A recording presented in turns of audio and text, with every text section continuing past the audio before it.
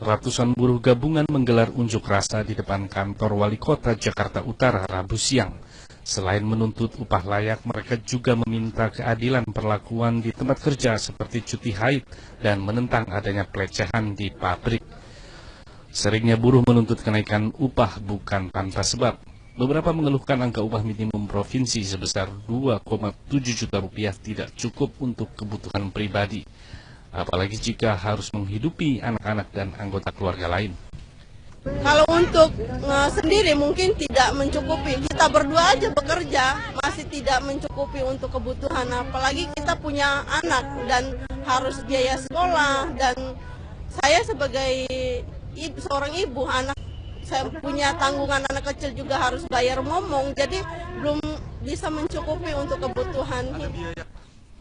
Beban yang lebih berat dirasakan oleh Vera yang harus banting tulang sendiri untuk menghidupi kedua anaknya yang masih kecil pasca perceraiannya dengan sang suami 4 bulan silam.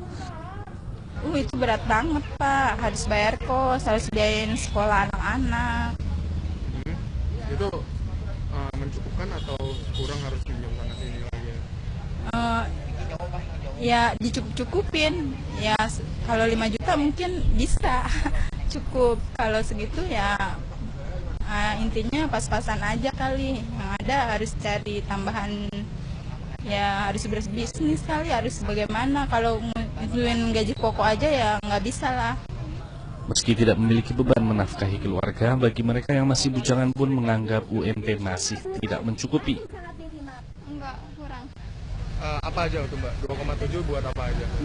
Bayar kosannya aja sudah 550. Belum buat makan, belum buat ya kebutuhan lain kan masih ada kan. Namanya cewek, ya belum buat belanja buat bulanan. Terus kita kan sebagai anak kalau ada sisa ngirim orang tua juga kan gitu.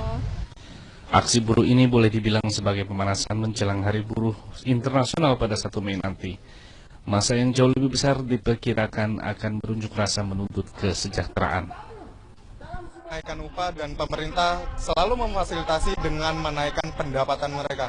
Namun para buruh tak pernah sepakat dengan angka yang ditetapkan oleh pemerintah dengan alasan kebutuhan mereka yang beragam. Mereka yang sudah menikah mempunyai tanggung jawab untuk memenuhi kebutuhan anak-anak dan keluarga mereka, sedangkan mereka yang masih sendiri mempunyai kebutuhan pribadi yang harus dipenuhi dan ada sebagian yang ingin menabung untuk masa depan mereka.